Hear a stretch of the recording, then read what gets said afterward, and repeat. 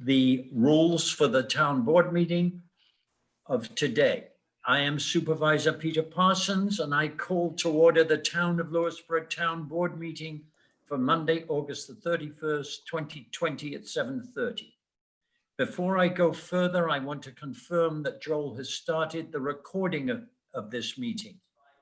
In accordance with the Governor's Executive Order number 202.1, this meeting is being conducted via Zoom. That link has been provided to the public so that they can view the meeting, and we have confirmed that the feed is active and working. I have confirmed with Janet, our town clerk, that the meeting has been duly noticed and legal notice requirements fulfilled. Notice has been placed on the Town of Lewisboro website and included in the email distributions from the town. With me on this Zoom conference meeting from the Town of Lewisboro are members of the town board, Jennifer Castellano, Jane Crimmins, Tony Gonsalves, and Dan Welsh. Yeah, sorry, Dan. I hadn't seen you before. We have a quorum and can vote on any matters that come before the board. Also present are town attorney Anthony Millay, town clerk Janet Donahue, Joel Smith, facilities maintenance director. At the public comments periods, we ask that only the following persons be permitted to speak: residents of the town of Lewisboro or of the Katona-Lewisboro School District, owners of property in the town of Lewisboro, employees of the town of Lewisboro. If you want to speak at the public hearing or make a public comment, please raise your hand at the appropriate time. To do that, if you are on Zoom, put your cursor at the bottom of the window and you should see an image of people labeled participants. Click on that to get a panel on your right-hand side with icons at the bottom. You can then raise your hand. Participants who have raised their hand will show up on the host screen in the order that you have raised your hand. The host will then unmute you and tell you that you have the floor. You may also have to unmute yourself if your microphone isn't active. We are also asking that your video be off during the duration of the meeting and only turned on when you are invited to speak. If you dialed in on a phone, you can raise your hand to indicate that you want to talk by pressing *9. We will ask people to give their name and which hamlet they live in upon entering, and to keep their comments to 2 minutes. Our town clerk will be keeping time, and you will hear a timer at the end of the 2 minutes. If someone is disrespectful or uses profanity at this meeting, they will be asked to leave the virtual meeting, just as they would be asked to leave a physical meeting. Please remember that your camera is on and profanity will not be tolerated in any form, including gestures and acronyms. Now, please stand with me for the Pledge of Allegiance. I pledge allegiance to the flag of the United States of America and to the republic for which it stands, one nation, under God, indivisible, with liberty and justice for all. I would like to ask if anybody wishes to speak in the first public comment period, during which people are welcome to speak about every subject except leaf blowing, which will be in the second public comment period. Who wishes to speak? Peter, I have a few hands up. The first that went up is Clifford. Clifford, I'm asking you to unmute. I believe I'm unmuted. Can you hear me? Yes, and then I'm asking you to start your video if you'd like. Hi. Hi. Thank you Okay. for allowing me to speak, everyone. My name is Cliff Wallach. I reside on Lake Truesdale in the South Salem area. I've lived in Lewisboro for 20 years now.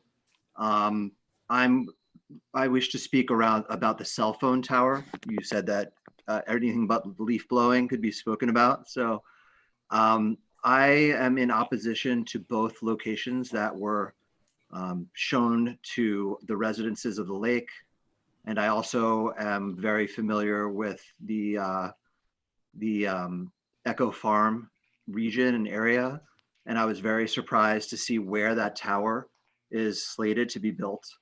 I've actually spent time in that field during pumpkin hunts with my children around Halloween time when they volunteered that field to the town, and actually took kids up in hay rides for years and years to that back area. I have been driving around this town on business calls for years, and I know that this area is not a dead zone, so I'm not sure why it's so important to put a cell tower in this area. I deduced that it's because the town would like to have a cell phone tower on their property to get revenue from it, which I can understand.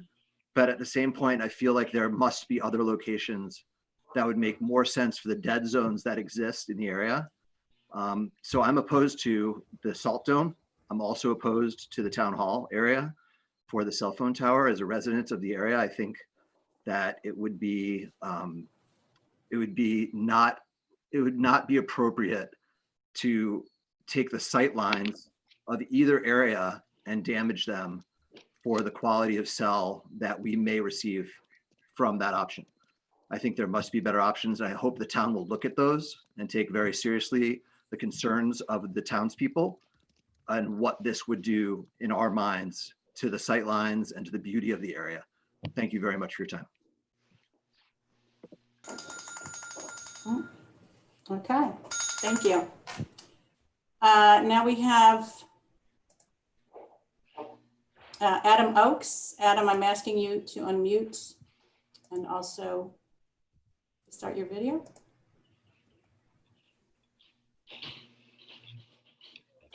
Okay, there you are, Adam. Okay, thank you. Adam Oakes, Vista Hamlet, and speaking on in regards to emergency management. Good evening, everyone. Lewisboro Emergency Management would like to thank all our partners for their efforts, assistance, and support in responding to and recovering from the storm last week on 27 August 2020.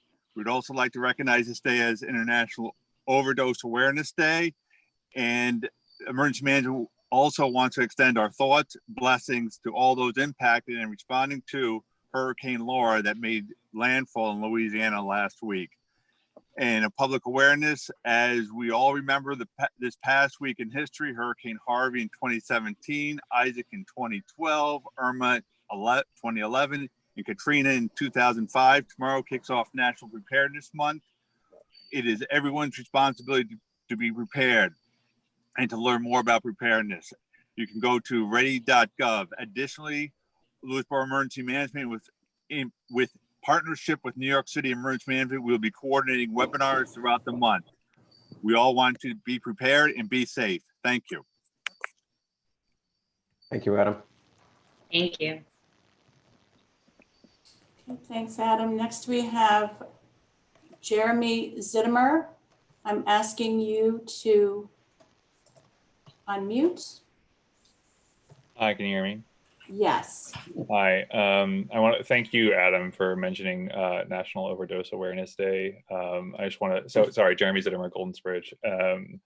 It's been pretty sobering as a member of, as a John Jay High School alum, to see a number of my classmates like pass away from overdoses and suicide the last couple of weeks. So I appreciate you just naming that here. I want to talk about, this is not really directed at the town board so much as the town. There's been a lot of fire and high temperature around the racial justice conversations that we've been having, and I wanted to go early in the queue because I want to say up front that it's my wish and it's my hope that I think on all sides we can turn the temperature down. I think we have a lot of strong feelings, like deeply held on both sides. And I think, and just hearing it in the last conversation, so many people on both sides of this conversation are feeling an incredible amount of fear that's based in to some extent like a lack of full understanding of what the other people are asking for on both sides, a lack of understanding of what our experiences are over the last 10, 15, 20 years in this town. And I know that the ultimate answer to this conversation is going to involve like a calm and loving conversation among all the people in our town. And I want to invite us to be brave in showing compassion to each other on both sides of this conversation, because whatever the final answer looks like, it's not going to be what the last couple of weeks have looked like. And I know there are a lot of people listening here who have all different feelings, but I really want to invite us to try to make an active effort to change the tone of this conversation. I hope everybody who's listening will join me, no matter what your perspective is. So thank you to the town for facilitating the kind of dialogue that pushes us in a respectful direction. That's all I have to say. So thanks, everybody. Okay, Thanks, Jeremy. thank you.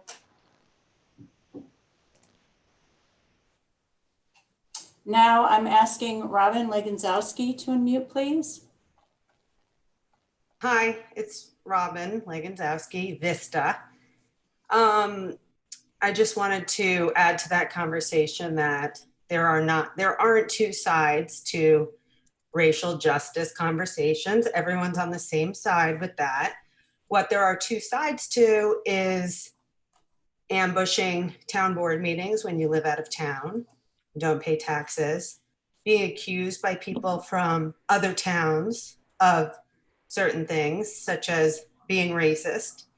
Mr. Parsons, you have been here a long time, as has my family, and I don't know why you are not understanding the entire town's feelings on things. People, have been here since 1959, like our family, and the town has pretty much been run the same way. We're used to, not having any town services, but paying the highest taxes in the country, letting the town do their best to maintain the town properties when we have, no garbage pickup.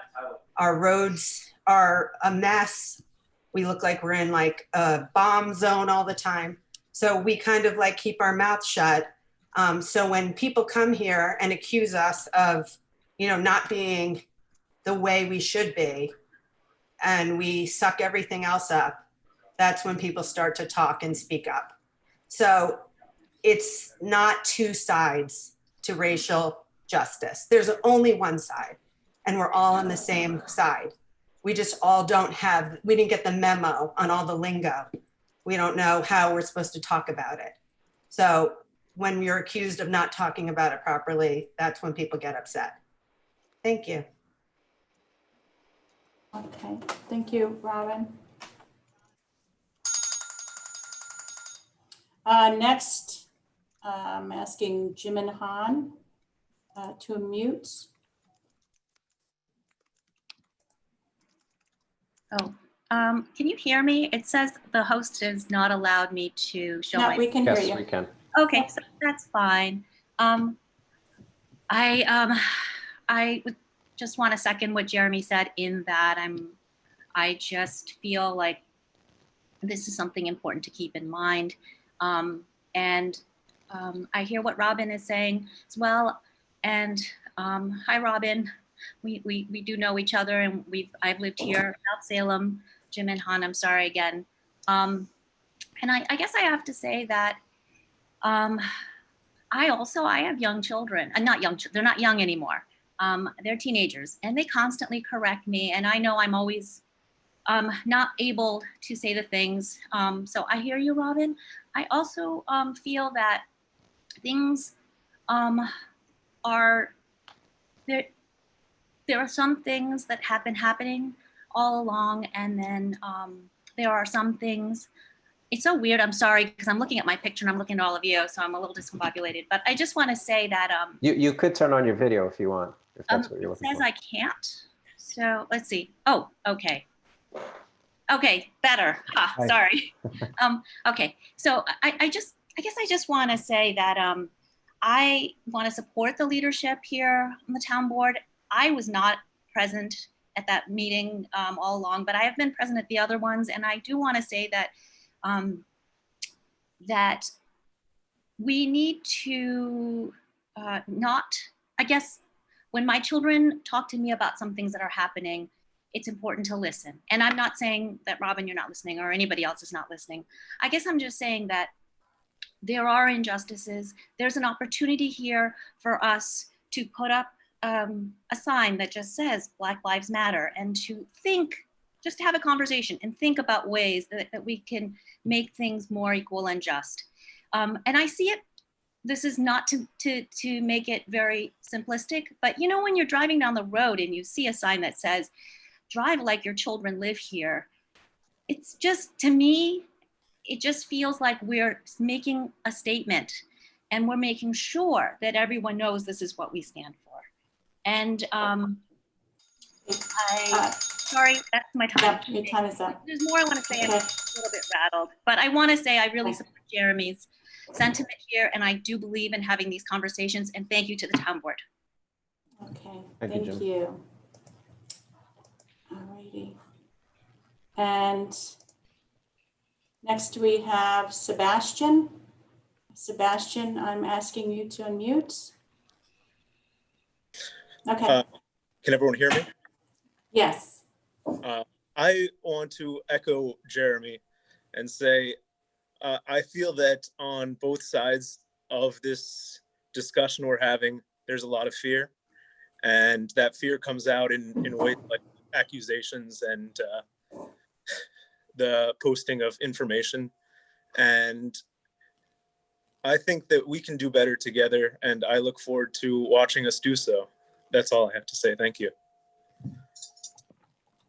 Okay, thank you.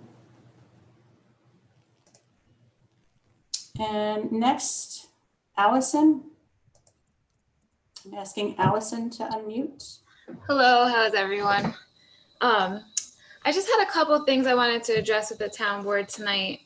First thing, emails. I think a lot of us are frustrated because we speak to you guys on here and you tell us, email us, email us, email us, but we never get a response. The only person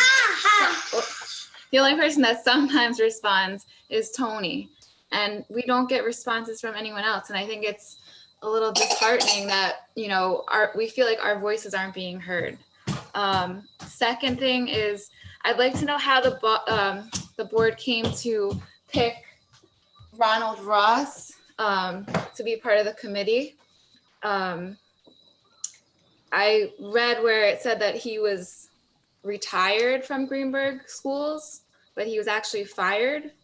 And he was fired for a bunch of statements against women. So I'm wondering how you guys came to that decision. And that's all I have to say. Okay, thank you. Next, we have Jimbo. I'm asking Jimbo to unmute, please. Hello, everyone. Hello from the most racially inclusive part of Katona, Lewisboro, Vista, where people residing in Oak Ridge condominiums have not had drinkable tap water for over 6,937 days. But yet we are concerned about gas leak blowers killing bugs.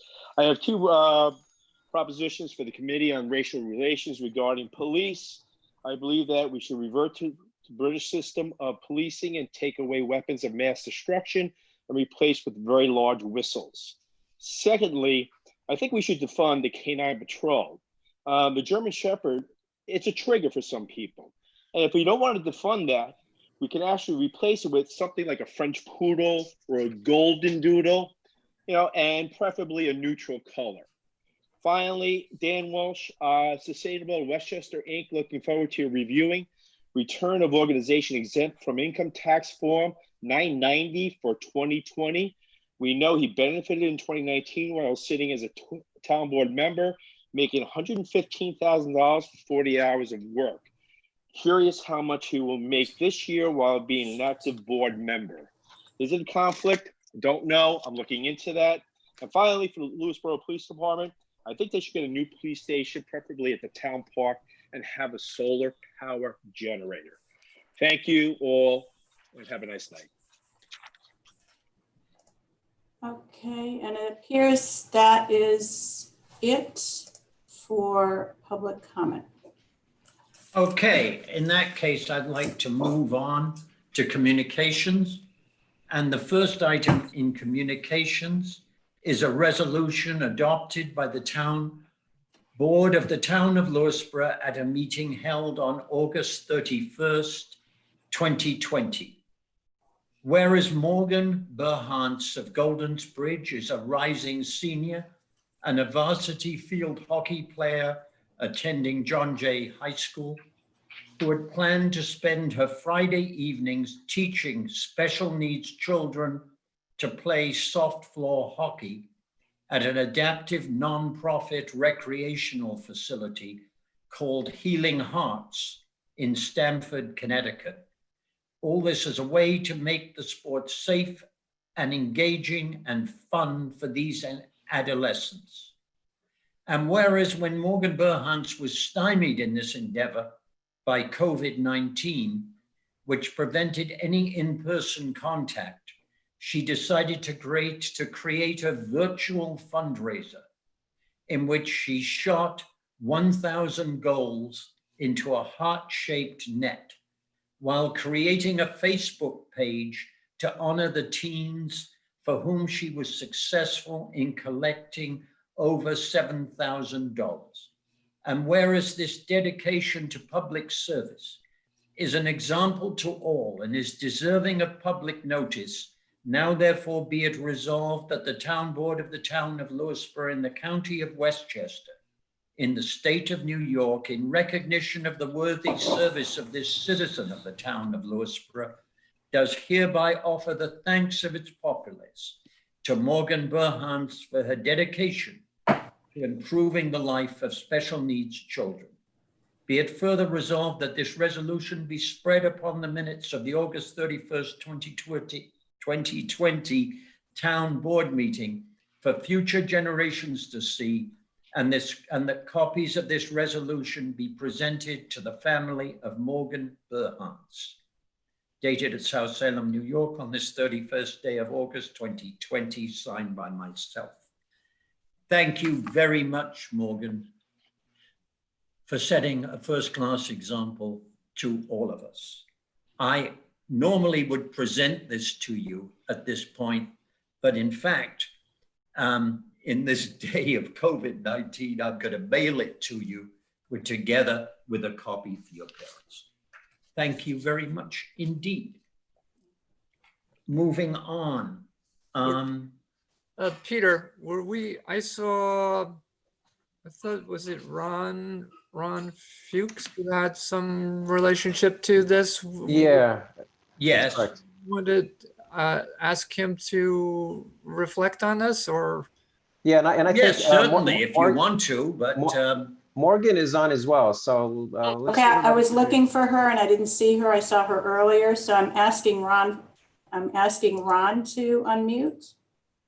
I think Morgan is under Shannon on her screen. Shannon Burhans, possibly. Oh, maybe that's why I wasn't finding her. Yeah. Okay, Shannon. Okay, there's Shannon. Okay, I asked Shannon. Hello. Okay, now I'm going to ask you to start your video. Hello, I'm Morgan. There you are. And then Ron Fuchs, I'm asking you to start your video. Hi, Morgan. Hello, how are you? Guys. I'm sorry I can't physically give it to you now, but it will be mailed. Thank you so much for everything. I really appreciate it. Well, thank you. Thank you for your work. There's only one thing I'm not sure we have, which is a physical address. I have your email address, but not your physical address, I think. If she wants to email me, Yeah. if you prefer to do that, Okay. Morgan, to townclerk@lewisborogov.com. Okay. All right. Hi, Thank you so Ron. I'm much. not quite sure what your role in this is, but I assume you're something of a coach. Correct, correct. And I just wanted to make the town aware that even in this time of social distancing, when we're all going through this strange time where we can't be together and it's not possible to be in person, that Morgan was able to create something that helped in a tremendous way for special needs children. And throughout the spring and the summer, she diligently made goals in her driveway at a distance of 16 yards to help special needs children. And she raised $7,361. And the reason I think it's important that the community know this is she's just a wonderful example of one of our young adults, a John Jay Rising senior, who was able to do something in these challenging times to help others. And she really understands the value of community. And she created a virtual community because there were exactly 100 people who contributed. So it's a big thank you to the town as well, because the town got behind it and really supported her for her project in helping special needs teens. So just congratulations to Morgan. She did an amazing job. She was so dedicated to it. Morgan, so what a much. great use of your skills and your passion to use them for others. I hope that you use that every endeavor that's coming. You should So be much, really really proud. Thank you. Yeah. Really inspiring. Okay, Thank thank you, you. Dan, for Thank you bringing so this much, Morgan. Thank you. to Mike. my attention. Sure. And I'd like to go on with my next communication, if I might. Yeah. From Amy Hodges. Good morning. A week ago Saturday, my husband Guy was traveling eastbound on Route 35. Another vehicle was traveling westbound and inexplicably decided to make a U-turn at the South Salem Fire Department, striking Guy's vehicle, and left the scene without stopping. Ooh. Thankfully, Guy's reflexes are quick and he was not injured, and his vehicle did not sustain damage that could not be fixed. The responding Lewisboro officer, William Gray, displayed a calming presence, professionalism, kindness, and made the effort to locate the vehicle that left the scene, finding the front section with the license plate still attached. I was surprised and grateful when he showed up at our home this Saturday with the police report. Some might say he was simply doing his job, but some go the extra mile, and this demonstrates real character. So it is with gratitude that we write this letter to the town. I know, Peter, that I have also verbally expressed gratitude for Chief Alfano's attention and quick response to our concerns with vehicles parked along the side of our windy, narrow road. We are a small town, and we are fortunate that our police department responds quickly, efficiently, and professionally. Finally, this is something I think we need to get out. Park and Rec Department is eagerly planning a study hall for town of Lewisboro students of the Katona-Lewisboro School District starting this fall. The purpose of the program, called the Lewisboro Learning Lot, or 3Ls, is to provide an academically oriented space to supplement the virtual school classes provided by Increase Miller, Katona, and Meadow Pond Elementary Schools. We anticipate running this program during school hours from September to December, with a start date of Monday, September 14th, and an end date of Friday, December 18th. The eligible participants must be Lewisboro residents and must be in grades 2 through 5. The program will be supervised by directors Michael Portnoy and Reed Pullum and will include 3 class leaders, the class leaders being recent graduates from accredited education programs and have experience working with children. You will find more on the Park and Rec website. I think that I'd like to compliment Park and Rec for working their heart out to put this together once they knew what the school's program was going to be. I think it's a fantastic effort by them and they deserve compliment. Next, I'd like to move approval of the minutes of the July 27th, 2020 meeting. Do I have a second? Second. Discussion. All in favor? Aye. Aye. Aye. I want to, new business. I'd like to discuss a memorial bench at Leon Levy. This will be placed, the bench would be approximately 48 inches by 18, made of hand-cut blue stone created by David Morman at Pound Ridge Stone in Vista. The stone will have an etched inscription with Times Roman lettering, unless Lisa Wickersham, for whose husband this will be made a memorial, prefers an inset bronze plaque. The bench will be on the left side of the parking lot as you are entering, near to the stone wall bordering Smith Ridge Road and just past the spaces designed for horse trailers. I plan to take this for approval to ACOG, and we are also sending it to for approval with OSPAC. Are any questions from the board? No, but I think it's wonderful to have a memorial to Ed Wickersham.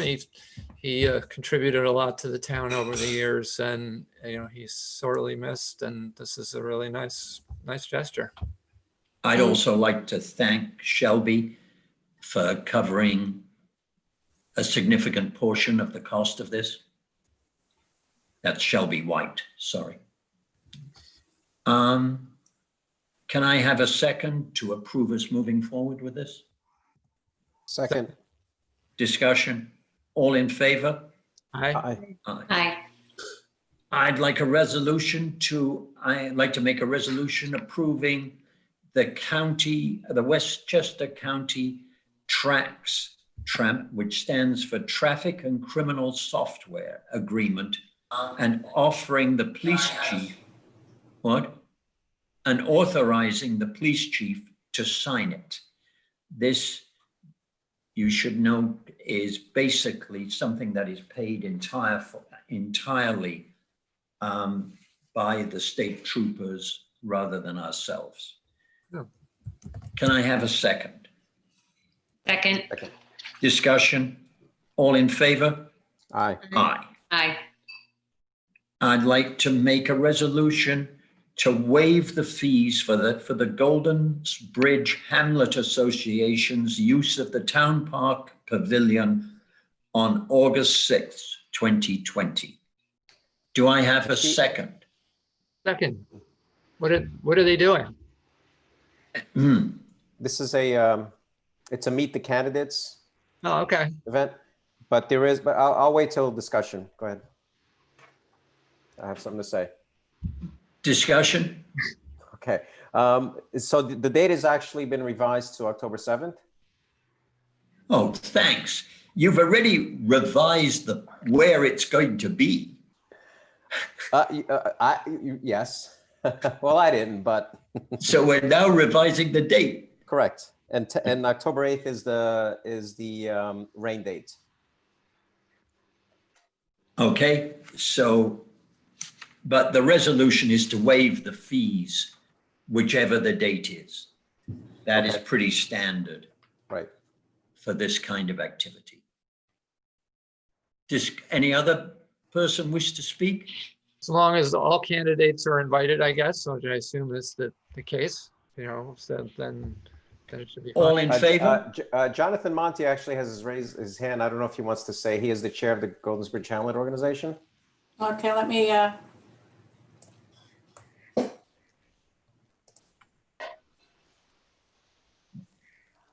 Jonathan,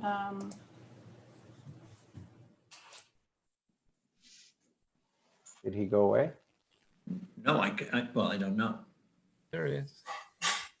There he is. Oh, he's muted there. Good. Am I allowed to speak? Yes. Yes. Okay. You're Good evening, invited to. and thank you to the town board for considering waiving these fees. Dan, to answer your question, yes, all of the candidates who are running are invited, and if there are any candidates who do come out later on, they will be invited as well. So we will have, at present, there are 4 people running for the various government positions, and all 4 have been invited, and all 4 are attending. Great. That's for me. Were there And any- the correct date is the 7th? The 7th, yes, at the pavilion, and the rain date of the 8th. Okay. And the candidates will be at the pavilion, and it will be a Zoom-based event. We just feel that it would be easier for the candidates to be in one centralized spot, socially distanced, of course, and on their own devices, and the audience would be participating via Zoom. Okay. Thank you, Jonathan. Thank you. I'd like to, can I have a vote on that, seeing as we finished the discussion? Please. Did I get a second, Janet? you did, Dan Welsh. But All now in favor? Aye. Okay. Aye. I'd now like to move on to, I'm going to take the next 2 items out of order. A resolution approving a renegotiated lease agreement with Crown Maple Syrup for maple tapping at the Brownell Preserve and reaffirming the supervisor's Can somebody take over? Dan. Authorize the supervisor to sign the renewal of the maple tapping agreement for Brownell Preserve. We get a payment of a slightly increase, a 10% increase in their payment. This on the renewal of the lease. They have proved to be good tenants, and and I'd urge people who haven't to go on one of the tours which they give of the maple syrup area. I think you can learn a bit about maple tapping and see that they really are rather conscientious in the way they work in that area of the preserve, maintaining the trails, etc. Does somebody have do I have a second? No, not yet. Second. Discussion. Second. All in favor? Aye. Aye. Aye. I'd now like to move on to a discussion of leaf blower restrictions. I'll have its public comment period after the board has had a chance to speak, which will be purely on that topic. For the benefit of people who are not aware, what we're considering is some restriction on the use of gasoline-powered leaf blowers. Specifically, we are considering banning them if they're gasoline-powered during the summer months from May 1st to September 30th. The restriction is shall not apply to performing cleanup within 10 days of a named storm, tornado, or microburst, or to the maintenance of cemeteries or municipal property where public safety or program operations are effective. Why are we even getting into this? Two reasons. The first reason is, I think most of us know, there is a rather daunting increase in the amount of people suffering from asthma, which has increased in this country ×2 since 1980. And that's across all age, sex, and racial groups. Except it is somewhat stronger, the increase among children.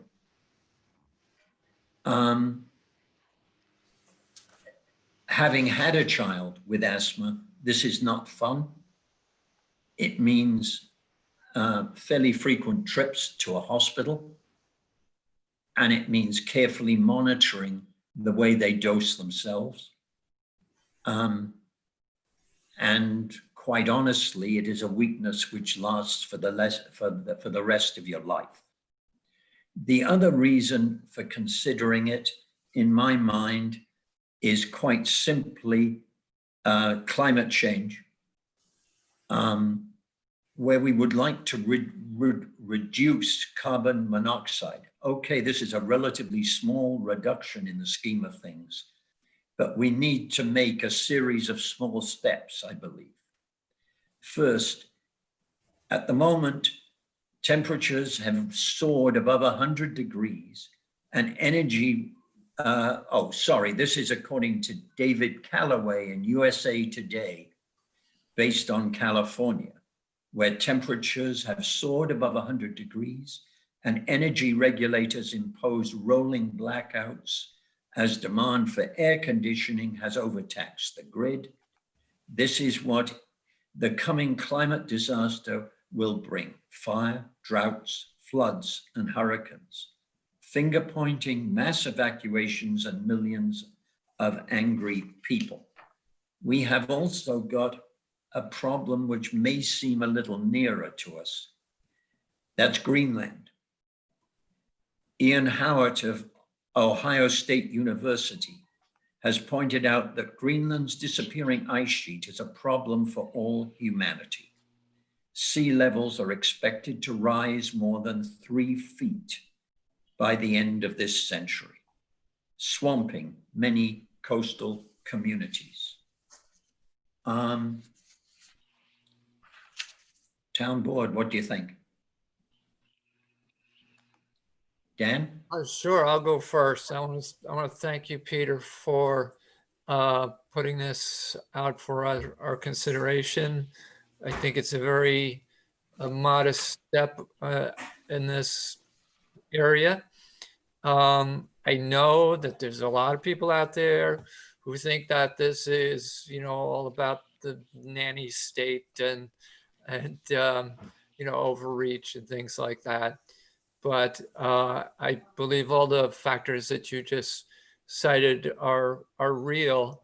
And we do know that the impacts of climate change are felt in very disparate ways, and that we started hearing about them when back in the 70s and Bangladesh was underwater, and so all the folks who were not responsible for the great bulk of the greenhouse gas emissions were getting hit first, and their islands submerged, et cetera, and we do need to take these steps. And when they're as modest as this one is, with such little impact on people's daily lives, I think it's really incumbent on us to say, okay, we can make those kinds of moves.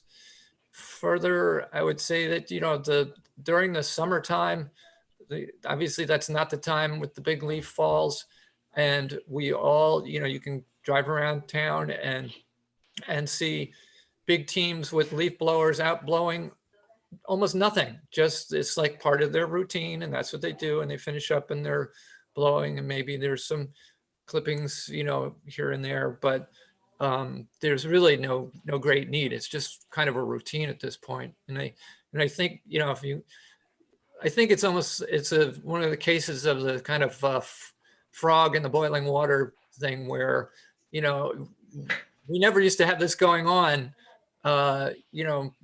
decades ago, but gradually we kept adding these like, well, we just blow our, like blowing our hair or something every time we do our lawns, and think nothing of it, but it's really cumulative. It does have an impact. And I think if we can say, hey, we can take this step, we can help those people who are suffering from asthma, and it's not really a big deal, then that speaks well of us. And, I know again that some people will not register immediately versus some of these other perceptions, but I hope they'll understand.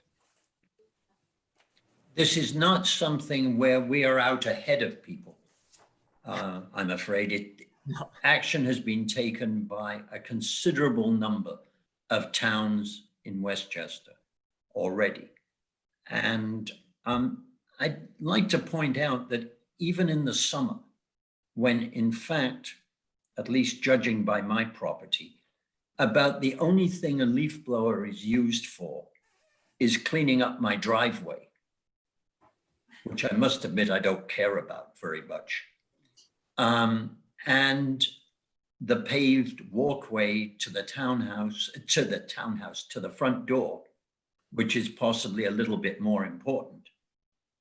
And we're still saying electric blowers are okay, right? For that. Yes. Little electric blowers, we're saying go ahead and use them. And for those relatively small jobs, they are more than adequate in my mind. No, they're ideal. In fact, a lot of them you could use it on the low speed. Don't be tempted to try and just supersonic blow everything away, because again, that raises a lot more of the particulate matter. I know that a lot of people think that noise is a reason for doing this. I've purposely left noise out because practically, by the time the police respond to you, probably the noise has gone down. And even if it hasn't, I don't have a police force fully equipped with decibel monitors, which would be essential if you're really going to enforce a noise ordinance. And anyway, noise is an annoyance, but it isn't, in my mind, one of the critical reasons for doing this.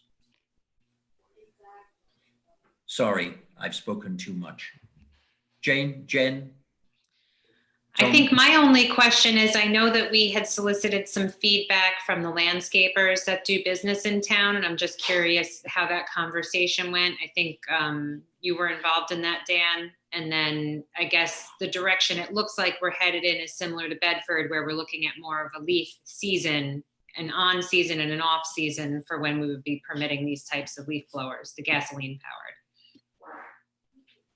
Yeah, so versus that latter comment, this is a seasonal. Right, that's what I'm saying. We're going in the same direction Right. for people who are looking at possibly what others in the area or other towns have done. It's similar to the Bedford model, essentially. As far as the dialogue with the landscapers, I have to say that Peter probably had more of that. Oh, okay. The dialogue with the landscapers, I think we're going to hear from them pretty soon. But basically, it's pretty clear to me that very few of them had much patience with this proposal. Mm-hmm. What depressed me is I was hoping not for universal agreement, but I was hoping for a proposal from them, because we began to discuss this last April, I think. I was hoping that by this time they would have a counter proposal, which was more to their liking, but in fact would still achieve some considerable portion of the objective of helping people who had breathing problems and reducing carbon emissions. I was wrong. Jane. I had Jen's question, which you've answered. And I also wanted to ask about the voluntary survey we sent out about like voluntarily not using your leaf blower and perhaps, you know, rolling that into some kind of educational campaign. And I know the answer to this next piece is going to be budget, budget, budget, but I also, what happened to composting? And I'm wondering about that quite a bit. And so those are my discussion points. Either one of you can answer them. Thanks. Composting, quite honestly, I want to make sure that it isn't, that as planned, it is not going to come into dramatic conflict with any cell tower in the same area.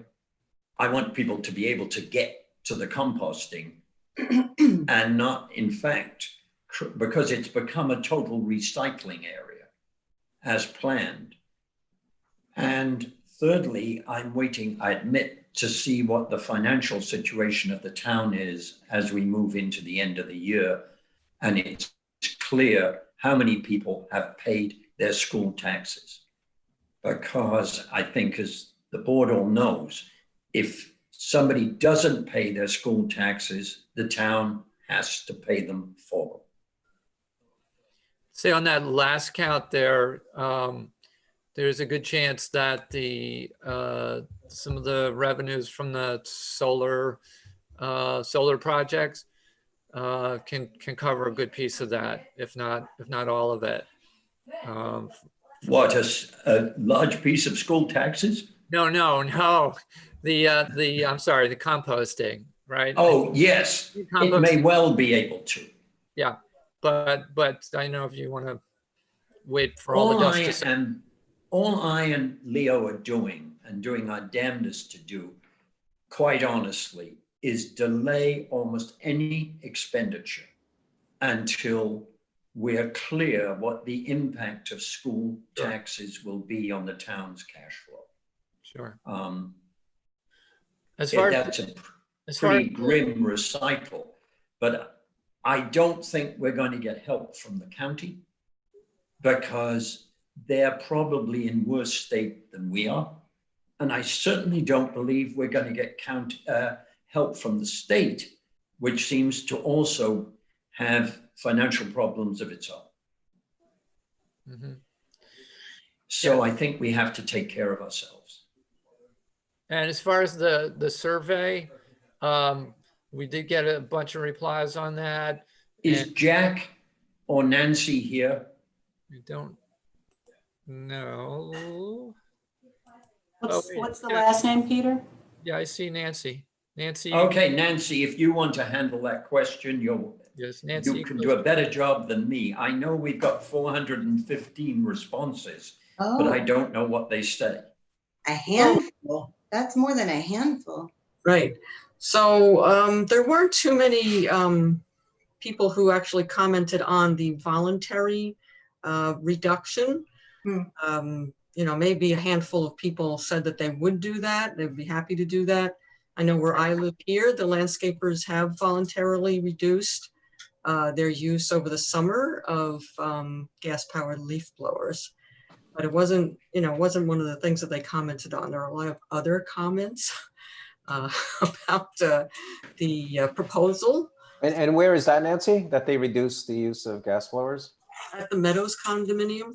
Okay. The board had actually asked them in the beginning of the summer to reduce their use, and I did actually see them using electric, and I saw them with rakes and brooms, and it did seem to me, and I'm retired, I'm home, it did seem to me that they did reduce their use voluntarily, which was nice. can be done. Yeah. So we did get a lot of comments in the survey that were, you know, pretty negative in terms of, you know, why are you guys doing this? And, you know, aren't there other things, better things to do? And, you know, so there was a lot of that, I have to say. And, you know, I get it. Okay. And then there were some folks who were like, this is great, you know, thank you. Okay, so that's helpful. That answers those two questions. I actually did have another question or point. Peter and I had a conversation about this. I had opened a conversation with him saying, well, what are we willing to do on our end? And it sounded like he actually it sounded like he had a satisfying answer to that, but we didn't discuss it any further. Peter, do you remember that, or can you? No, I don't, because it's so rare for anybody to say I've got a satisfying answer on anything. Oh. Okay. My perception could be off, but I am curious about what we're willing to do on the town side. Do we use leaf blowers? Oh, how does maintenance okay. feel about it? We don't use any leaf blowers on parkland. All right, we mulch. The maintenance department mulches. So that's all the playing fields and things like that, and the lawn in front of the townhouse and the library and areas of that kind. We do use a leaf blower when in the cemeteries, because it is really difficult. First of all, the problem of cemeteries is if you're not careful, you cause substantial damage to memorials. And it's mainly the work in the cemeteries is either 100 or 90% done by contractors and not by the town. Finally, there are two departments that use leaf blowers at the moment. One is Park and Rec, which uses it around the pool mainly and around basketball courts and things of that kind. And finally, the highway department uses them to clean a road immediately before they put down new pavement. So in the draft, we do set out the cemeteries as an exception. Yes. As well as any instances where public safety is at stake, and that would cover these issues on the highways. I would say for the usage around the pool and whatnot, that we had better get ourselves a couple of electric blowers if that's the issue, and take care of that. I agree, Dan. So I would say we would want to hold ourselves to the draft as it is presented here. Tony, any comments before I invite Yeah, so people to comment? I do have a couple of comments. So I heard about the feedback, so that was one of them. So thank you very much. I mean, yeah, so I was very interested in what the landscapers had to say. Of course, concern is with a lot of the smaller guys and what further investments they have to make in additional new equipment. But I do hear from some people that landscapers in some cases are already using or have electric blowers. The restriction on the season, I kind of like what Bedford did. They are basically restricting the gas powered blowers during the off season around hamlet zones. Now I know we don't have hamlet zones. That's the problem. How are we going to define hamlet zones here? Yeah, I mean, the one that, the Meadows was mentioned, I think that's, that whole Cross River Center could be, one potential hamlet zone. Yeah, so that's just something to, that crossed my mind. I think that particular aspect has not been a perfect thing for Bedford either, in as much as, and now you've distinguished the town into different parts, and you got part of the town saying, well, why does it apply to me and not them, or whatever. Right. So that's not a home run necessarily. Okay. I also don't quite understand its logic, quite honestly, Tony, because it seems to me that what it's really doing is exempting large properties. Right, it does. And large properties, I'm far more keen, quite honestly, if I'm going to exempt people, to exempt very small properties. If we assume that there is some relationship between size of property and income. And just if we're, the greenhouse gases and the particulate matter are in play, then, if you blow off, 5 acres of grass for no reason, and just stir that up and, and cause those emissions, then those are greater. I mean, I would hope that somebody with 5 acres of grass isn't blowing 5 acres of grass, that they're mulching, right? That would be the thought. I mean, yeah, so that's just my opinion. But the other thing that Bedford did, which I kind of like, is, between their leaf season and off season, they have hours, so they have hourly restrictions.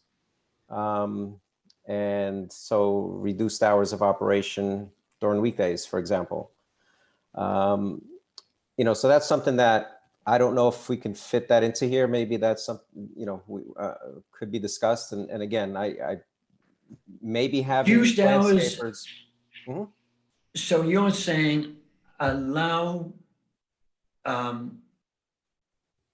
petrol or diesel, gasoline or diesel leaf blowers during the summer, during certain hours? No. Because the rest of the year they're allowed. Yeah, so it's a combination. So the next thing I was going to say, maybe I like the May to September, but maybe we can reduce that a bit, because right now leaves are starting to fall. We've had a very dry summer overall. I see with my property a lot of leaves, but I mulch them typically. But having the basically a segregation between the off season and leaf season, but reduced hours of operations, and it could be a combination of electric blowers. One other thought that crossed my mind is you have gasoline powered lawnmowers. We're not restricting any of that, and those are the ones that are in most use, right? So when you're mowing 5 acres, you're using a gas-powered lawnmower. Now, one thing I don't know about some of these leaf blowers, especially the professional grade ones, I know that the particular particulate matter information, that's one of the reasons we're looking to do this, applies mainly for the 2-cycle engines, right? The ones where you mix oil with gas, meaning gasoline engines are cleaner. Is there something? There's a particular matter associated with the combustion, yes, in which case the diesel is a little bit worse. Right. It's also the airflow of 600 CFM picking up everything up. That's a big piece of the matter as well. Right. So the point there is that the electric blowers aren't going to blow at 600 CFM. It's frankly, it's still an issue, and people should use the lower settings. If we're talking about just using them to sort of dust off the bluestone walkway or something, right? They should use the lower setting, right? Yeah, that comes off like easily. You just blow on it and it'll come off. So right. So, I mean, people, there's still an element of their common sense Right. that we hope, but this, I think, sends a signal. Mhm. A lot of times that's what this is about, is just starting the thought processes. Mhm. Right. But I agree with you on the mowers are a big piece. They're huge emitters, and I would encourage anybody who's listening, there is no reason to be buying a gas mower anymore. The electric mowers are fantastic. They're quiet and they're clean. And even on the large properties these days, there are now riding mowers, and just keep a couple batteries charged, and you can get all that work done. And that's where it's going to go inevitably. Right. And like all these things, like the electric vehicles, we're just trying to give it a little nudge. Mhm. Right. Yeah, and I have to admit, I switched just this year to an electric mower, and I like it a lot better than my heavy gas-powered one. And you're right, it's 2 batteries, and you swap them, and you can do a nice size lawn with it. I'd like to see, from the landscapers that we provided, maybe they can provide some input. Let's say, give Yes. them the opportunity to tell us what knowing that we're going to do something potentially, what would they like to see in this? I mean, I don't want to hear them say, no, don't do anything, but maybe the landscapers that are cleaning up the meadows. If we put this to hearing, if we schedule a hearing, then that would be, I think, an impetus for them to step up. And maybe some of them are on here now with their hands up. So I'd like to, hear from them, because I haven't seen any of that feedback. So, Right. Does anybody else on the board want to speak, or shall we move? Or Nancy, Jack, do either of you want to say something? I just want to confirm what you said about. Jack has just come into the picture. I've been here all along. I just wanted to confirm something that you said, Peter, about the children and the correlation between the environmental exposure and asthma. And it's been correlated in many studies that children are particularly affected by the emissions from various internal combustion engine type of equipment. So I just wanted to emphasize that piece of it. And there's a definite relationship between those emissions and asthma. And I just want to mention that, it may, when we look at this globally, it may seem that, what are leaf blowers? How much are they contributing to pollution, particulates and smog? Well, the New York State Department of Environmental Conservation has on their website that operating a leaf blower for 1 hour is equivalent of driving a vehicle for 8 hours. So it's not insignificant. Now, Jack, do they differentiate between a 2-cycle leaf blower engine versus a 4-cycle? They didn't on their website, but I think the 2-cycle is less emission problematic. I would actually think it's probably more because of the fact that it's got oil mixed in. It's burning oil. We'll research that to see if, for the hearing, to see if there's, if you can distinguish between 2 and 4-cycle. And I just want to make one more point that the American Lung Association, they have a monitoring station in White Plains, and they have given Westchester County failing grades for many, many years. And that's primarily because of the ozone. And the ozone is what's created from the emissions of hydrocarbons from internal combustion engines, and particularly these, they call them small off-road engines, which is what the lawnmowers and the gas-powered leaf blowers are called. Right. So I think that's something that we should know about, and it's particularly in the summer months where we have these failing grades.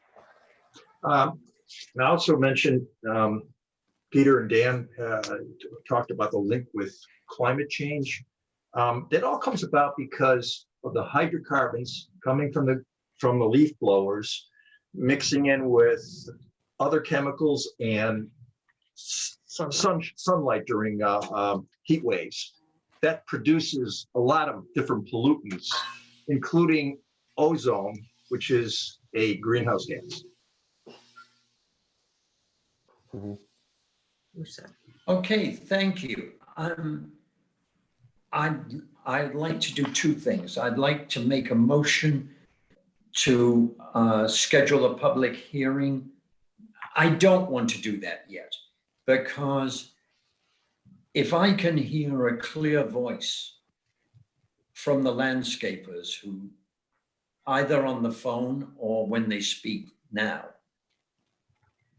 that they will come back with their own proposal, then I'm prepared to give them time to do that and not confine them to 2 weeks.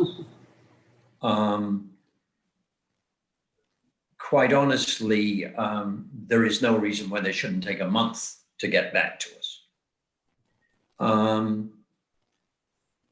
So I'd like to open the second comment period for people to discuss leaf blowers. Okay, Peter, there's several hands up. What a surprise. I would like to remind you that there's a 2-minute time period. If you could state your name and also the hamlet of where you live. And this is not a back and forth. It's simply statements in the public comment period. I will ask Mr. Hunt to unmute, please. Hello. Hello. Hi. How you doing? Just on the leaf blower situation, it's a little tough on the small guys that have a business to reinvest into equipment that may not even do the job on people with large properties.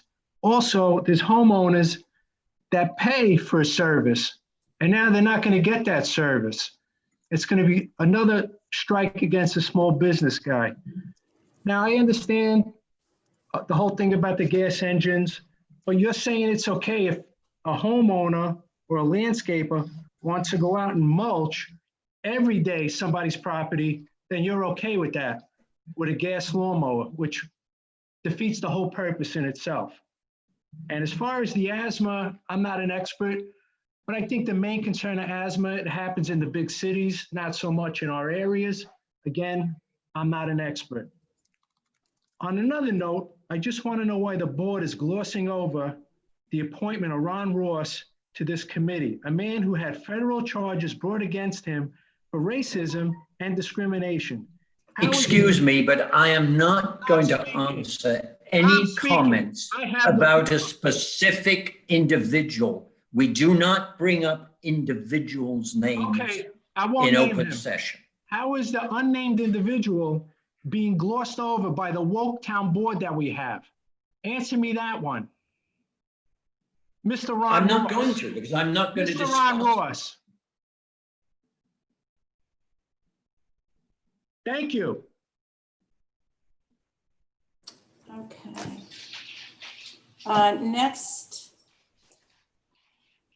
we have Simone Petromelis. I'm asking you to unmute. Hi, Simone from Vista. Can you hear me? Yes. Okay. In prior meetings, we learned that a board member felt our beautiful town is filled with white supremacists. Tonight, it's gas leaf blowers to cure asthma and affect climate change, supported by an article about California. Why does this town board feel the need to regulate every aspect of our lives? We're living through a worldwide pandemic. Some of us have lost people. Others are dealing with our children getting back to school or working on remote learning. More of us are working through this entire nightmare. But this board feels we must deal with the very serious issue of leaf blowing. How exactly did you come to this? Did someone look at the calendar and think, I got it, leaves fall, leaf blowers? Then an innocuous survey goes out to only certain people. It's mentioned a bit as gathering info in the last meeting. And once again, here we are where it's on the agenda. Is it in the next meeting where you all vote for whatever you want, or 2 meetings from now? What's next? Snow, winter, snow plows. Stop for a minute and listen to the townspeople. You wonder why there's a divide? Perhaps being woke is not as important as being awake.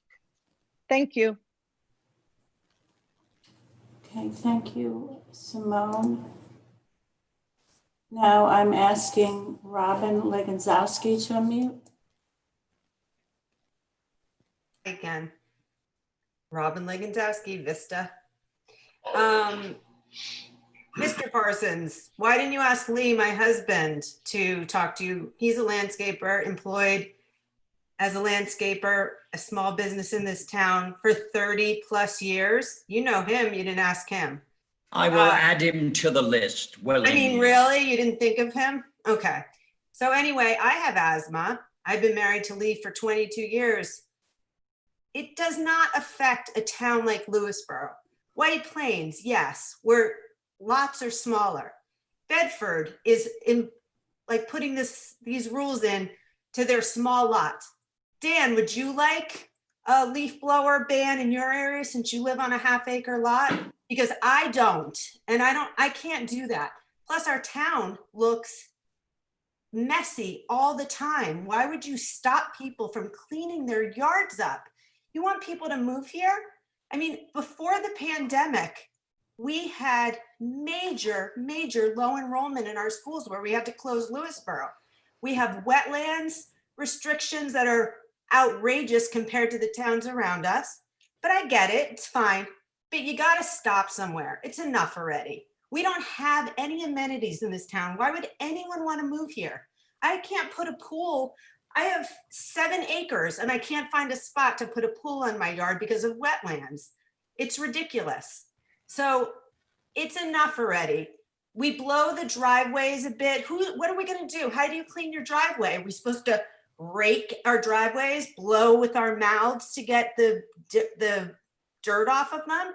It's just ridiculous. If you really want to help people and help asthma, you should be talking about Roundup and lawn treatments, because that is what causes asthma, not leaf blowers on large properties. I mean, the chemical treatments need to be applied with permits. Nobody checks those. People are applying fertilizer in our town that's illegally, and you're worried about leaf blowers? It's crazy. And the small businesses here, you want us to all just go out and buy 12 electric blowers? Do you want us to starve? I pay my taxes on time? I'm sorry, but your time is up, Robin. Damn it, no problem. Thank you. Does anybody else wish to speak? Yes, Peter, we have about 4 other people. We have Okay, Carol. That's okay. We have Carol Cernak. I'm asking Carol to unmute. Hi, this is Carol Cernak. Can you hear me? Yes. Yes. Hi, I'm at 70 Spring Street South in South Salem at Farvey Farm. I'd like to speak tonight regarding the ban on leaf blowing. This to me is a bizarre proposal based on the fact that, I mean, what are you gonna, you can't ban lawn mowing, you can't ban lawn edging, weed whacking, generators. What about all the generators that are running all over this town when the electricity goes out? This is a bizarre thing. I was going to take this to another level regarding the salt dome and the pollution that the operator, Hickory Homes, is generating, but I'll leave that for another time. This to me is blue collar discrimination.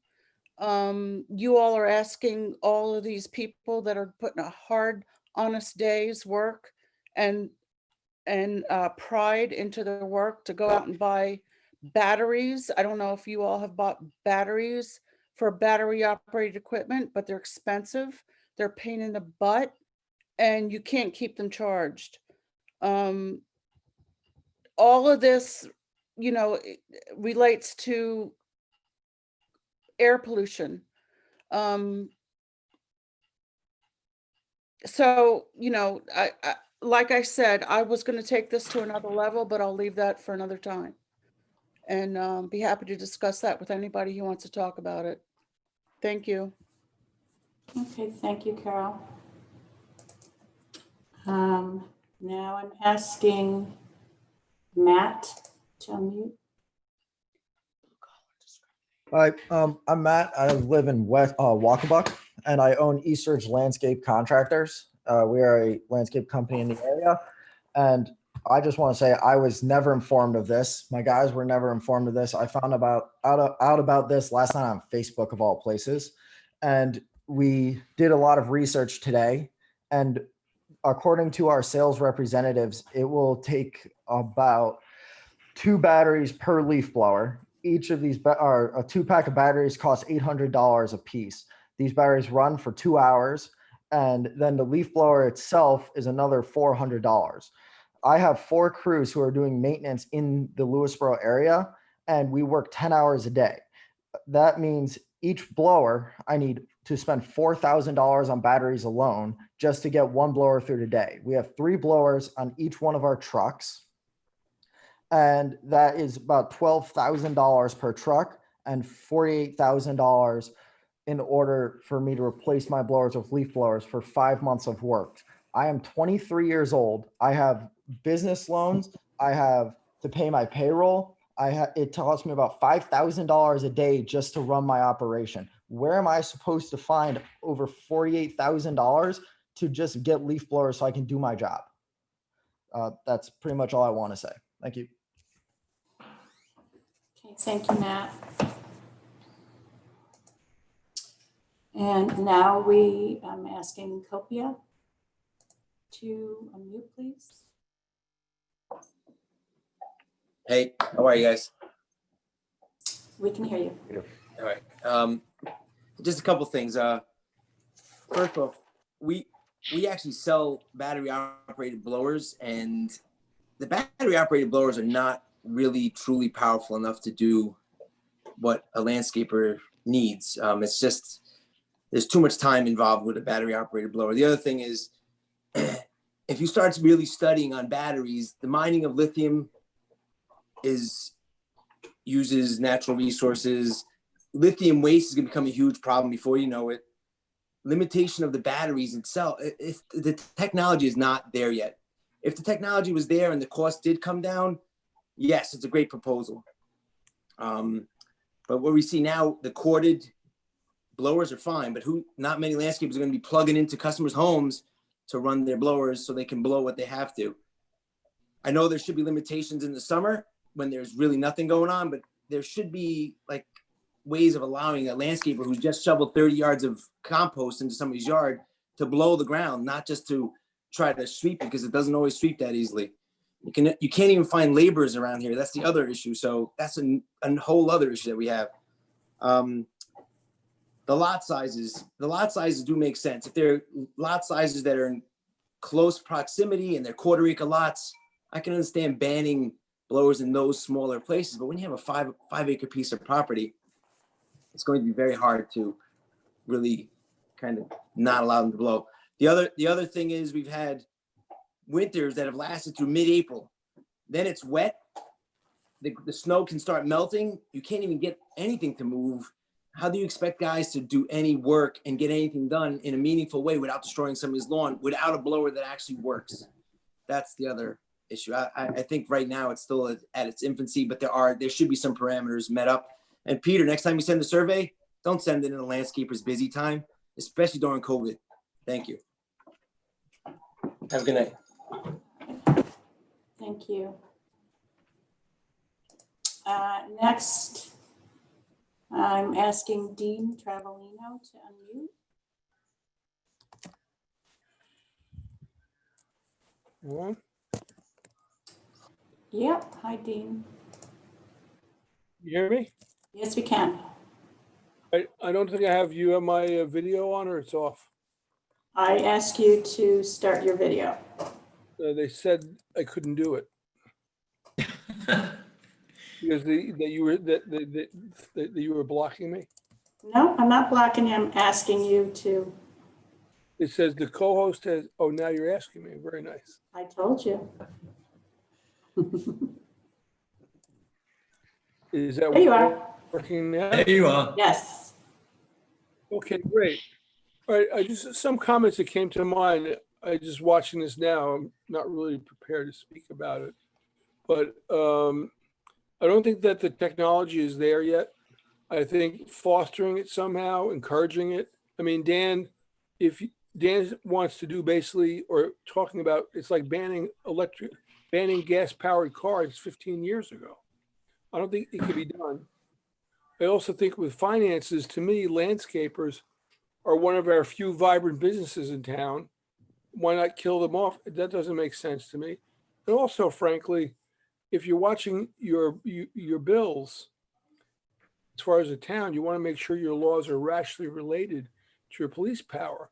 Otherwise, you're going to have big legal bills. I mean, in the last couple of years, we have lawsuit over the pool, a lawsuit over the HUD project. Last time I was on the meeting, the homeowners around Lake Truesdale hired a lawyer for the cell tower. It's got to be very carefully done and rationally related. Otherwise, your legal bills will consume your whole budget before you worry about paying for other things. In terms of relationship, rational relationship, Tony, I think if he's willing to be the lead on this, might be a good person because, for example, one thing, hours of operation makes some sense. Outright banning doesn't for a lot of reasons. I may run out of 2 minutes, but I can talk to you about it later on.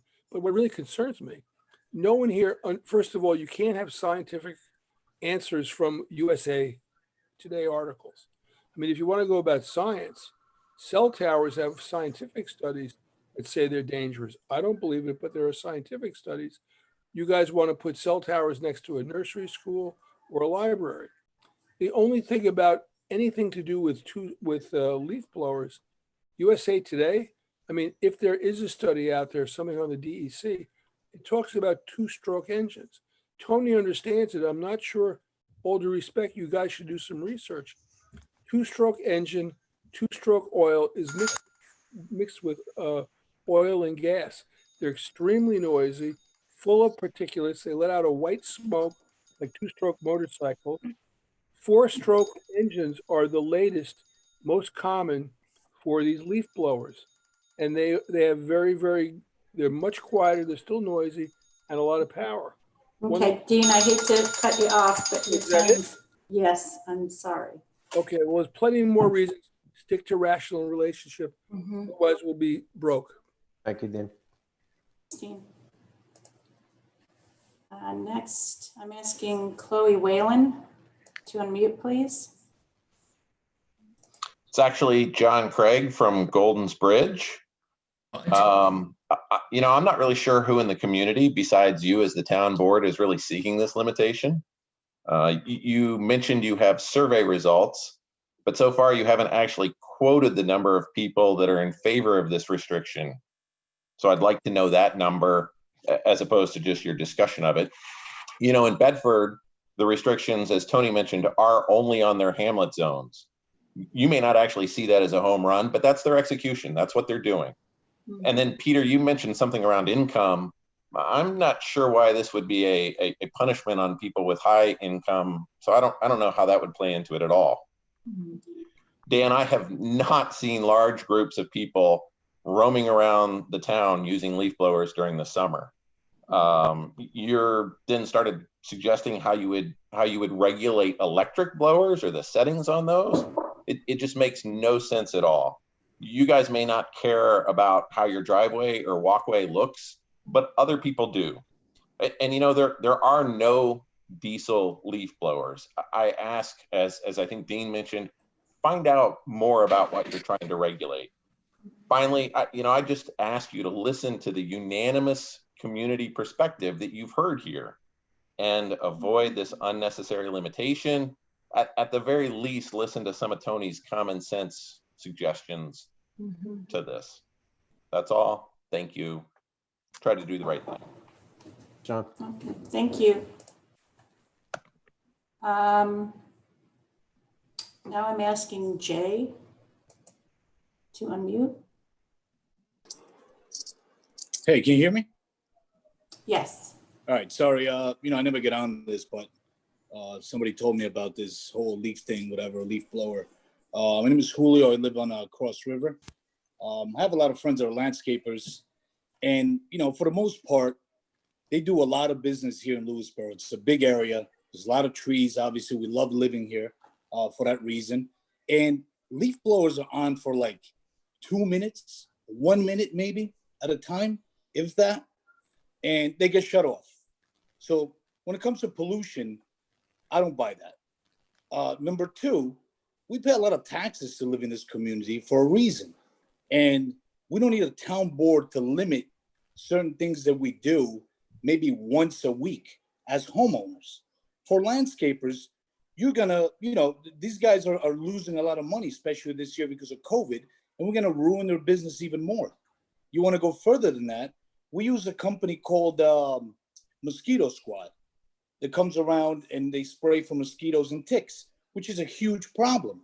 Now they can't come into Lewisboro to do business because they use leaf blowers to connect to their equipment. I mean, come on, it's getting to be too much now. I don't think it's a huge problem for leaf blowers to be on for 2 minutes at a time after you cut your grass. It's not like they're on for 1 hour, like somebody suggested about driving a car. It's 2 minutes. And, there's other things you guys can come up with that even maybe like somebody suggested limitation of time. Maybe they can't start using it till 10 in the morning and nothing past 5. That would be maybe more feasible when it comes to noise and reducing the amount of the leaf blowers are being used. So consider that. And I'm pretty sure you listen to everybody here. Nobody wants this. Thank you. Okay. Thank you, Julio. Next, we have Pamela. I'm asking you to unmute, Pamela.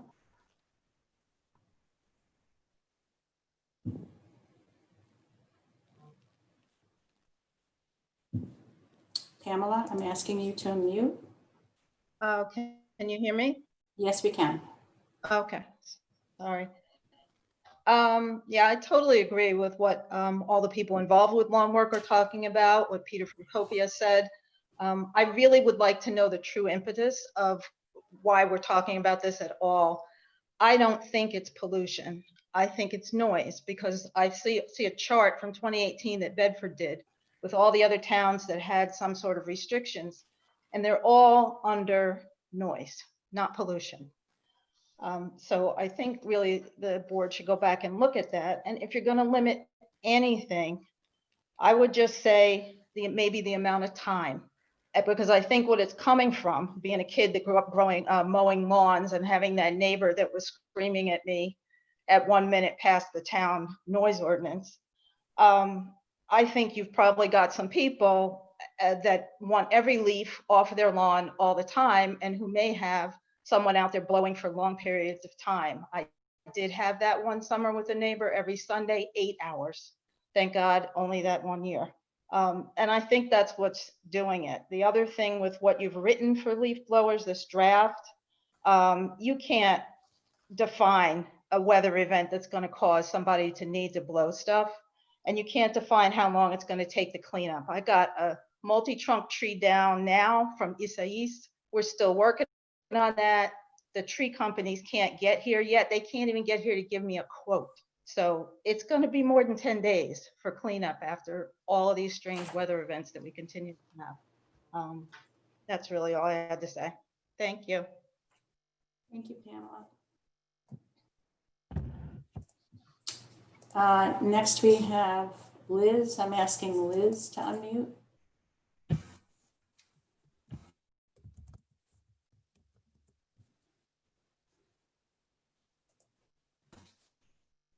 Liz, you're unmuted.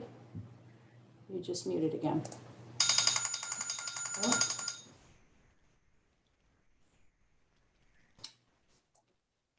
Liz, I'm asking you to unmute. Can you hear me? Yes. Okay, it's saying that I couldn't be unmuted. Hi, I'm asking that you guys do a lot more research about the leaf blower ban. My father-in-law has a business, and he said it would literally put him out of business, the cost. He doesn't live in our area, but he lives in Lower Westchester, and he did look into it, and it would literally put him out of business, the cost that it would take for him.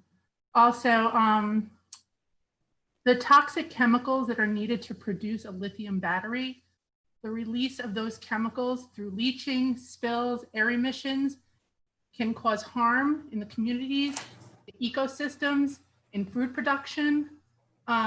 Lithium extraction inevitably harms the soil and can cause air contamination in our lake communities, our wetlands, and everywhere else around here. I mean, you saw with the hoverboards, I would never let my kid get one because they were exploding. They're impossible to recycle. They're not good for the environment. I really think that you need to do more research on it. Also, you said that the ban would be from May 1st to September 13th. And I think I heard you say now that it would be September 30th.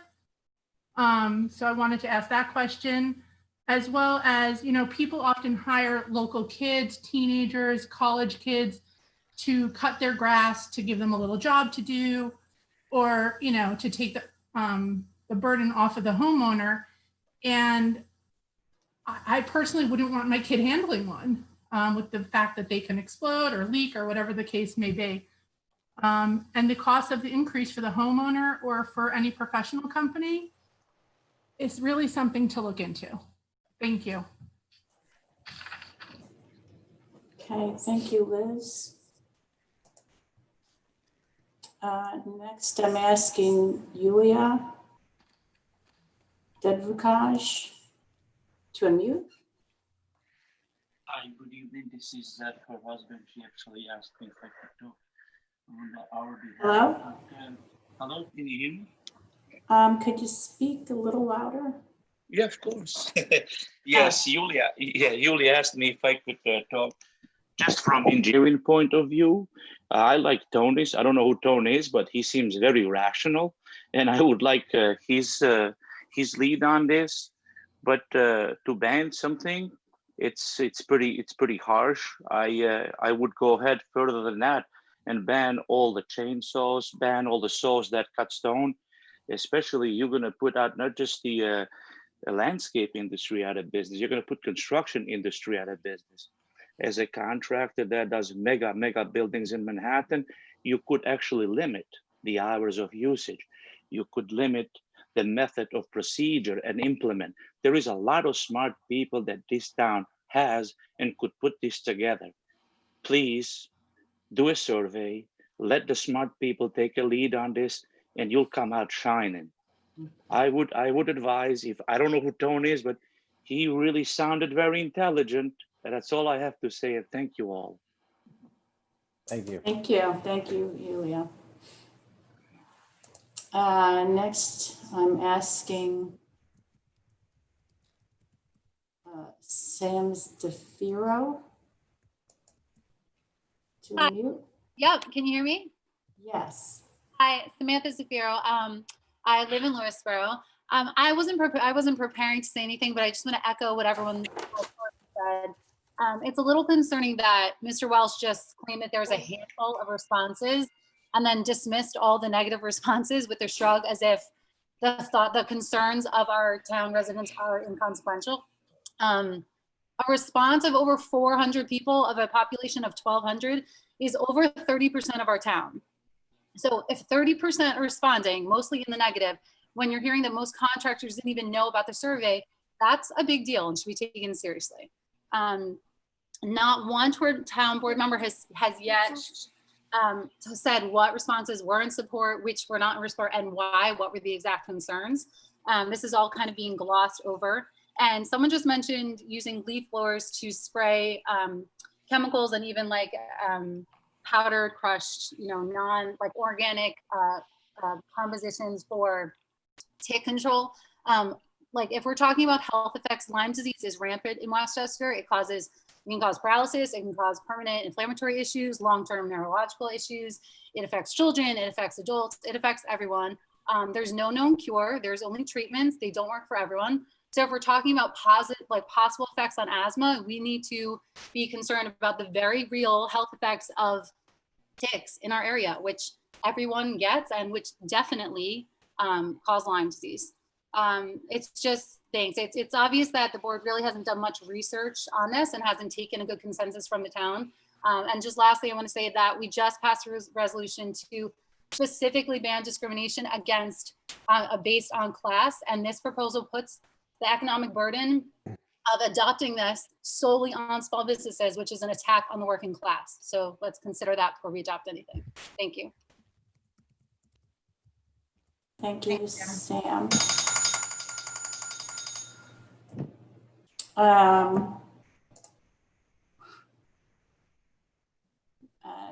asking Sebastian. Oh, here we go. You're gonna get excited. Hi, guys. Oh, Can you hear me? yeah. Hi, we can hear you. So I'm a homeowner and I use my leaf blower quite often.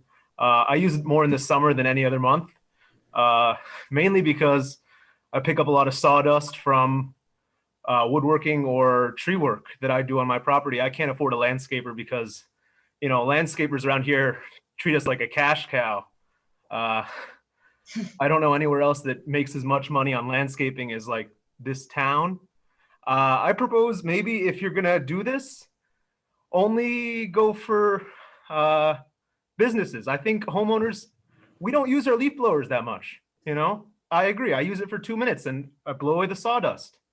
That's about it. That's all I gotta say. Thank you. Okay, thank you, Sebastian. I'm asking Tom Deek to unmute. Tom? Hey, good evening. Can you hear me?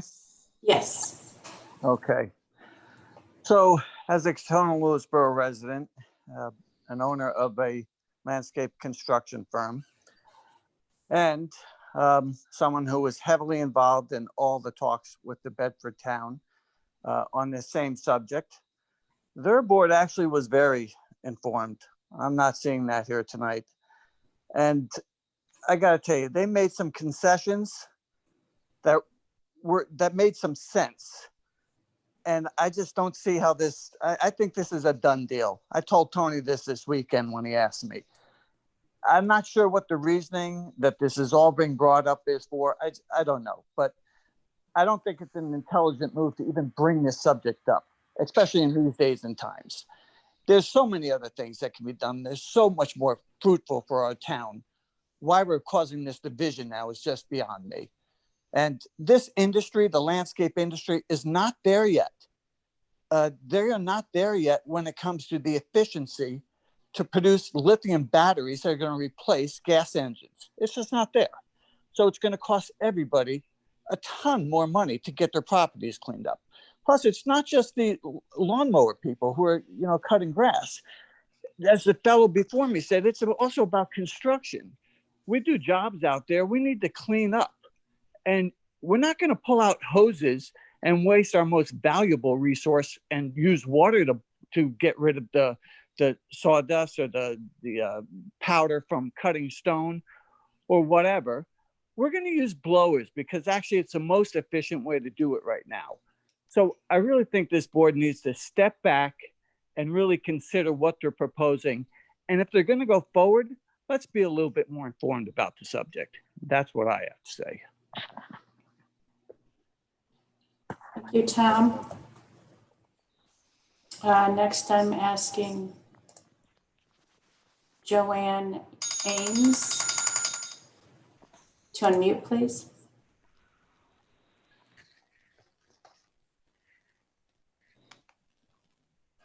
Joanne?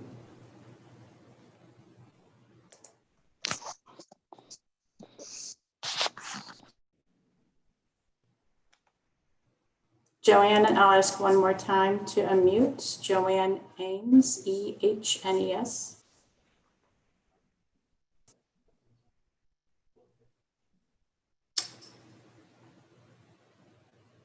Okay, I'll ask Amir Zayek to unmute. Yes, hi. Can you hear me? Yes, we can. Yeah, so I'm owner of the business since 1994 and landscaping business and do excavation and stuff. And I just don't know how we would proceed with the battery operated, how we proceed with the how the homeowner would be paying us to do the job if we don't have the blowers to do it. How would be impact on a homeowners? Number one. Number two, where we standing with all the generators? Where we standing with all the heavy equipment? That's using also, that's making a pollution and stuff. So how are we gonna proceed with all this? So I think the board should really consider sitting down and talking over how to proceed this. That's all I have to say. Okay, thank you, Amir.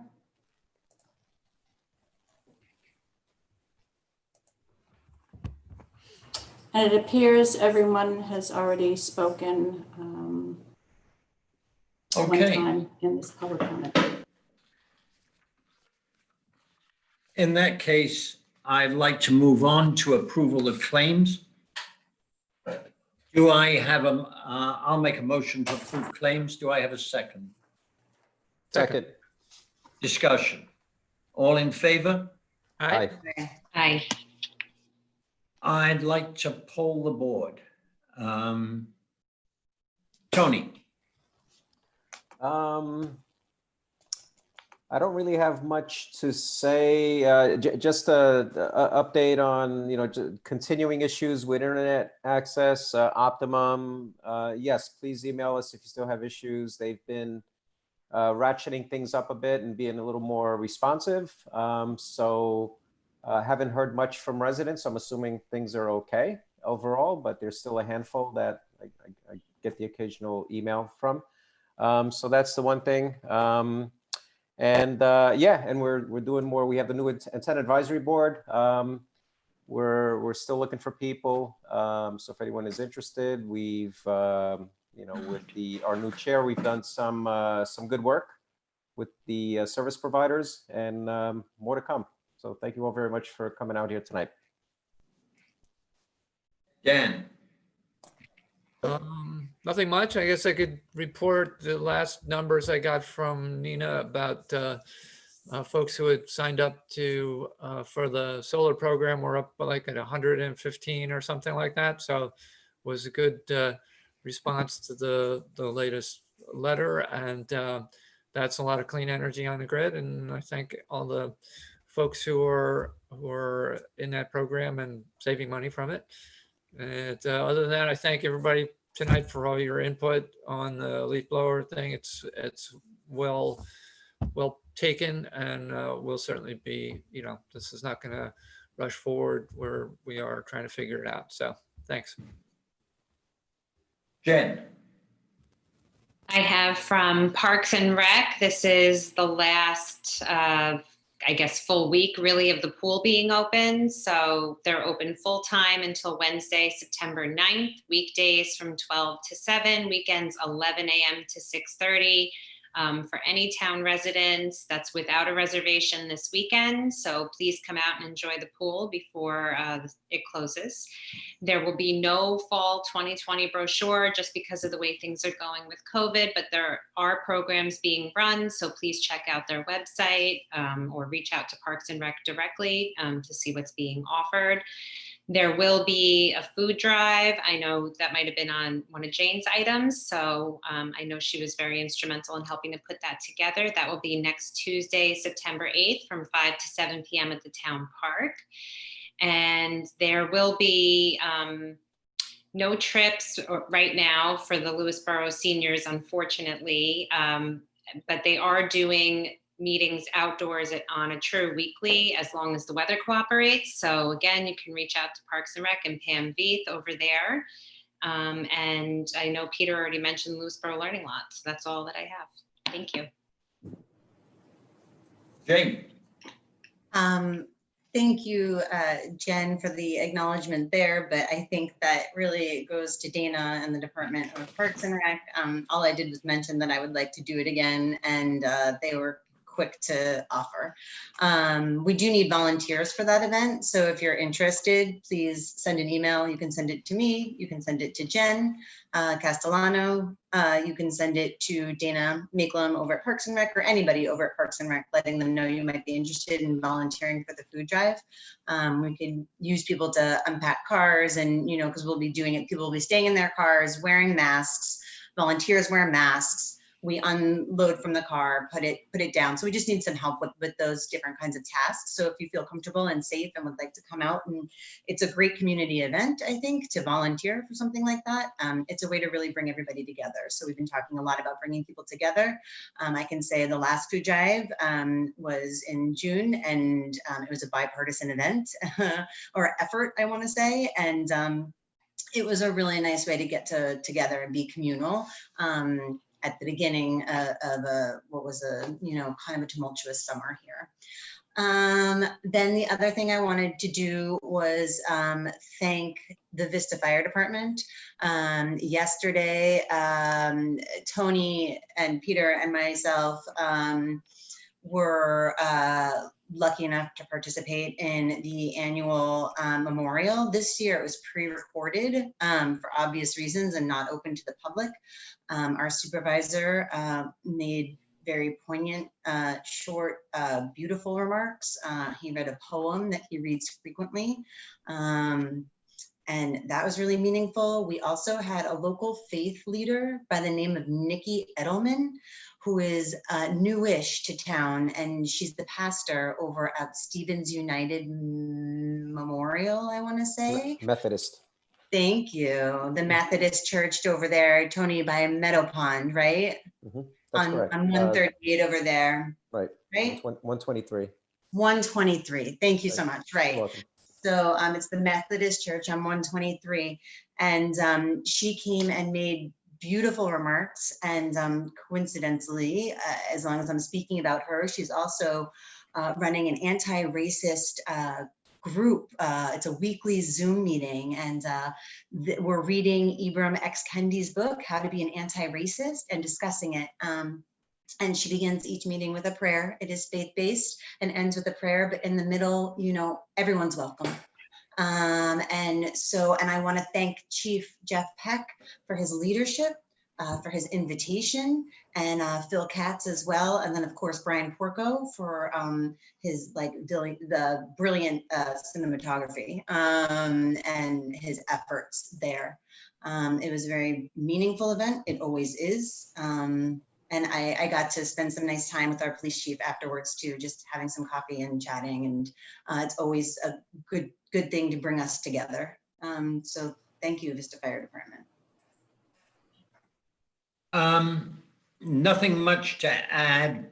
Things I was going to mention have already been mentioned, except that I'd like to follow up on the 9/11 memorial and say that Henry Wolf and Brian Porco are working hard to try to get that on Channel 20 by September 11th. With my encouragement. Next, I'd like to announce that the next town board meeting will be Monday, September 14th, 2020 at 7:30. And I'd like to make a motion to adjourn to executive session to discuss appointments to committees and other personnel issues. Do I have a second? Second. Discussion. Anybody all in favor? Aye. Aye. Aye. Aye. Thank you. Okay, thanks everyone for coming out. Bye-bye. Bye, everybody. Thank you. Thank you. Good night, Have a good everybody. evening.